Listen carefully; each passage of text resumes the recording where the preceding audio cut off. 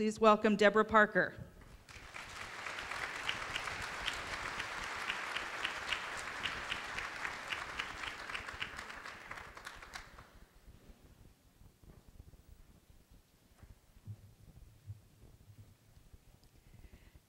Halfdatitude, good morning. Sitsayaltsa Sitsta. My spiritual name is Sitsayaltsa. It's a name I carry from my Stahobsh grandmother 7 generations back.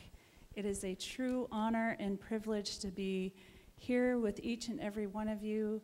I'd like to thank our Creator and our ancestors for bringing us all here today safely.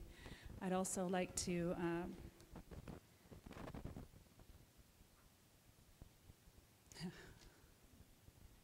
just thank each and every one of you for the work you do.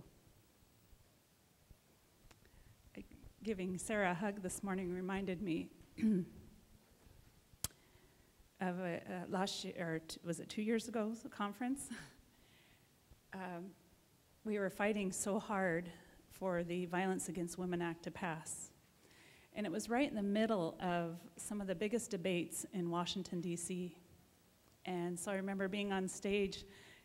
My phone was buzzing, and I'm trying to figure out how we can convince the House side to pass the VAWA with the inclusion of Native women.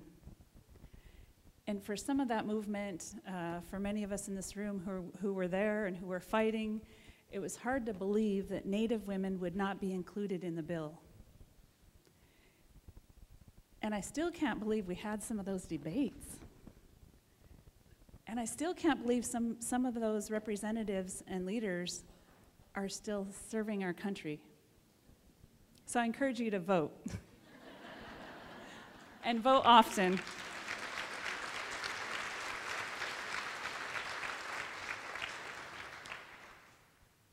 I always have my notes, but I always remember my grandmother. She always says, speak from your heart.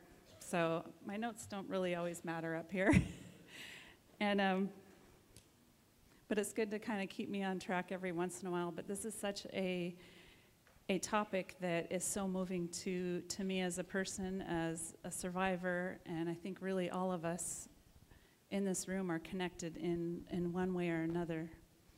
And we look at that healing circle, we look at the 4 directions, and each morning I pray in that way.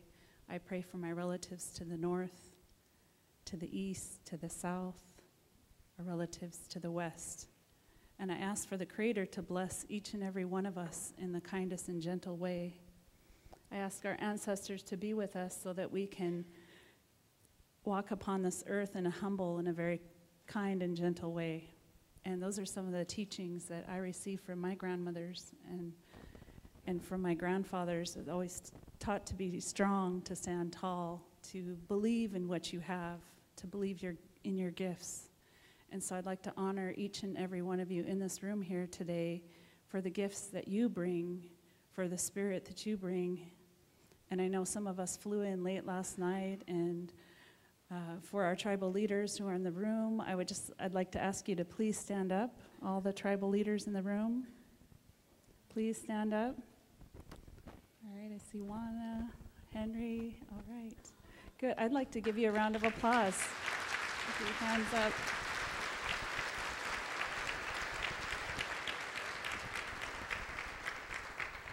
Tigwitsid, thank you for being here. It's such an honor to have our tribal leaders here. It's an honor to have our elders here. And I know how difficult, now that I've been a tribal leader for a while, I know how difficult it is sometimes just to leave the reservation. And I say that because there's so much work at home that we do as leaders. Anywhere from our natural environment, education, saving our language and our culture, to working through our budgets, working with staff, working through some debates in the office. All of that is a big part of being a leader in this modern day time. So often to drive many miles away or to hop on an airplane is very difficult for our leaders. And sometimes we do get criticized for traveling. But for me, if you believe in what you have, you believe in your spirit, you get on the plane, you drive many miles away to get to those places, because we need warriors. and we need people to fight for our rights, to fight for what we stand for as Indian nations. So again, I just thank those tribal leaders for being here, for fighting the good fight, and we know that there's so many of our advocates, our attorneys, judges, police officers in this room here today who stand beside you and honor the work that you do. Having said that, I just want to pay honor to the ceremony that was done this morning. I'd like to thank those who sang the song, our elders for the prayer and blessing. It's always good to start our morning with that moment of silence to remind us why we're here today, and to remind us of future generations and the work that we need to do to protect the beauty that we have here on earth. And so I deeply honor this ceremony. I thank you, Sarah Deer, for your words. It truly reminded me of the loved ones that I have lost, and how important it is to keep talking, to keep moving, and to keep inspired, and not just show up here today or in the next few days, but truly to be a big part of this fight. And for you modern day warriors, how many are on Facebook? Be honest. Oh. During work hours? No, I'm just kidding. Just kidding. We have a good Facebook policy that we don't. But I really encourage, all of us being blessed to be here, to hear the words, that you put out some information on Facebook and you share, because a lot of our people are on Facebook, and that's how we learn. We have some elders at home that say, oh, I just love learning and reading what you young kids do. And so it really motivates and helps others to know what type of work is happening here. So yeah, take some of those pictures and enjoy the atmosphere here, but also if you hear a phrase or if you hear something that really motivates you and may motivate others, put it on Facebook. Take a picture of that person and write, this is what Sarah Deer said this morning. This is our elder prayed this morning. So each person knows in the United States, in Indian country, that they were prayed for this morning. And it's so important to bring those words out, because we can't all travel and we cannot all afford to be here. So that's my plug for this morning. Last week, tribal leaders met with President Obama and Vice President Joe Biden during our annual White House Tribal Nations Conference. I was asked to introduce the Vice President, and I gladly accepted, knowing the work that Vice President Biden has done on behalf of all women. And this is a leader in our country who is not afraid to talk about the violence against women. And so with that, I was proud to introduce him. He's been a fighter for legislation to help keep women safe and children for many years. And so at this time, well, actually, before I get started, I had a friend say, you should tell them about what you said backstage. Do you want to hear what I said backstage to the Vice President? You could Facebook it too. As I went back and met with Vice President Biden, Sally Jewell from the Interior was back there as well. And I just want you to know that Vice President Biden, he, to me, is not just someone who's out there politicking. He really does care. He asked about the shooting in Tulalip, and many of you have heard about the shooting that occurred with some of our students, and we lost 5 children and 1 survived. And so I thought, okay, you're gonna bring up this right before I go and introduce you. So while Sally was crying, and he had tears running down his face, he said, my heart goes out to your community. He goes, the victims of the community, those are the people I like to meet and I like to speak with, because those are the people who really need the extra love and that extra time. And so he said he makes it part of his walk of life to meet those people and to introduce themselves and get to know the families. So I thought that was very beautiful and heartwarming that he said that. And he held my hand as he cried. And he said, I know it's hard for you to be here, but I'm glad you're here. And I'm glad you're strong for your people. And he said, my prayers go out to you and all of the Native nations, that you find healing and that you find what you need. And I thanked him. I thanked him because he had so much sincerity in his heart, so much sincerity in his words. And to me, that's a man of honor. He also stated that we're very fortunate to have all of the heads of Obama's administration to meet with the tribal leaders, because it doesn't happen to anyone else. But in return, I looked at our Vice President Biden. I said, Vice President Biden, the head of the administration, all of these heads, they are blessed to meet with our tribal leaders.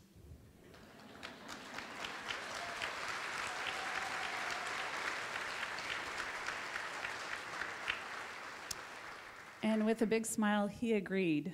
He says, all right, that's why you're here in this position, and I'm here. And I said, yes. And it's a definite pleasure to work with people in the United States, those who really get our movement and understand that we are part of Mother Earth, and we are part of this beautiful world.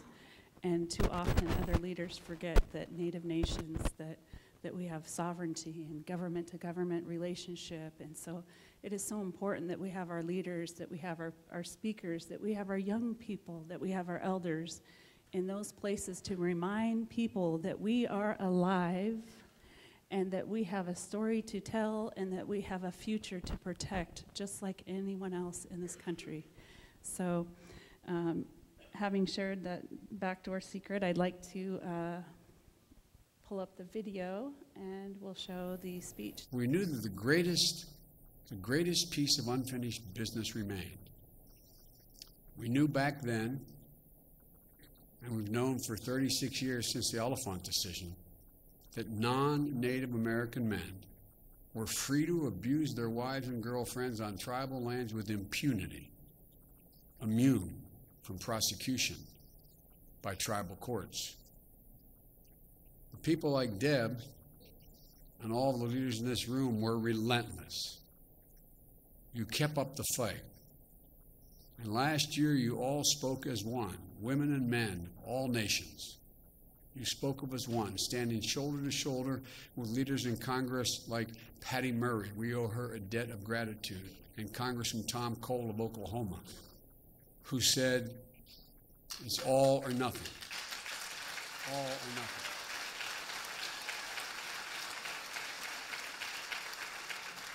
Because they understand, as long as there is a single place where the abuse of power is excused as a question of jurisdiction or tolerated as a family affair, no one is truly safe. And we cannot define ourselves as a society that is civilized. Tribal governments have an inherent right. As a matter of fact, they have an obligation to protect their people. And all people deserve to live free of fear. All people. And thanks to your effort, and I mean this sincerely from the bottom of my heart, thanks to your efforts, we took a big step forward toward protecting those rights when the President signed the Violence Against Women Act reauthorization of law last year. But there's more to do. And starting on March the 7th of next year, tribal governments will have the power to investigate, prosecute, convict, and sentence non-Native Americans who assault their wives and girlfriends on tribal land.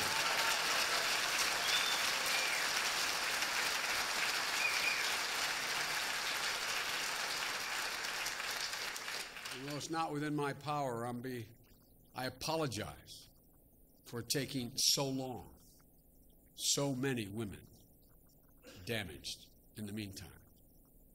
It also makes it crystal clear that tribal governments have the right to issue and enforce real, protection orders, order of protection, stay-away orders. So when a tribal police get a call from a woman who's isolated in a stretch of reservation, her voice trembling with fear, and you heard it say, I see his truck, I can hear it. I know he's coming. I know he's coming. Please, please, please help me. Come with me to the hotline, and you'll hear minute after minute calls like that coming in, not just from tribal lands, from all over America. Now, in tribal lands, they can actually do something about it. Several tribes already are part of a pilot program and are putting these authorities into practice. In fact, one tribe even reported that an abuser confidently told the arresting officer that he couldn't touch him under the law, until the officer was able to inform him, the law is changed, Jack. You got a problem. You've got a big problem. And we're determined to do everything in our power to help every tribal government secure the resources they need to put this law into effect. That's why I'm calling on Congress to make good on the $25 million pledge in tribal grants authorized under the law, so we can make this work.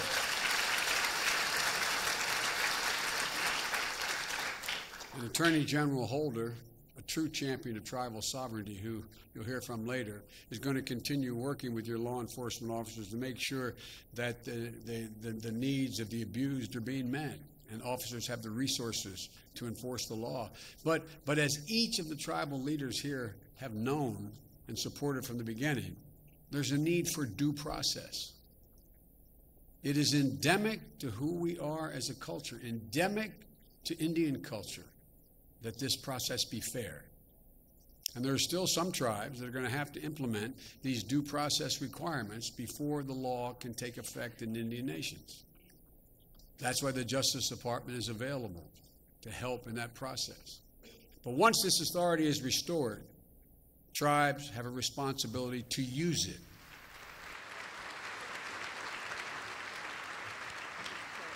Isn't that a beautiful speech?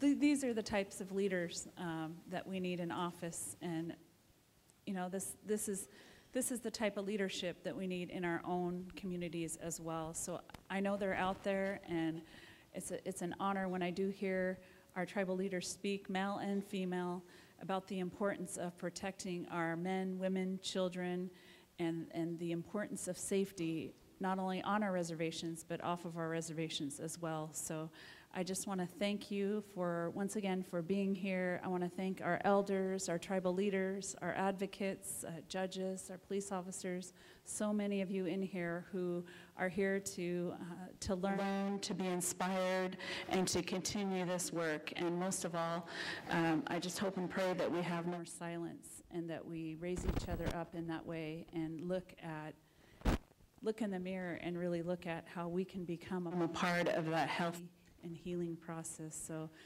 thanking each and every one of you, and I just pray you have a great day and continue on with your fight. Oh, all my relations.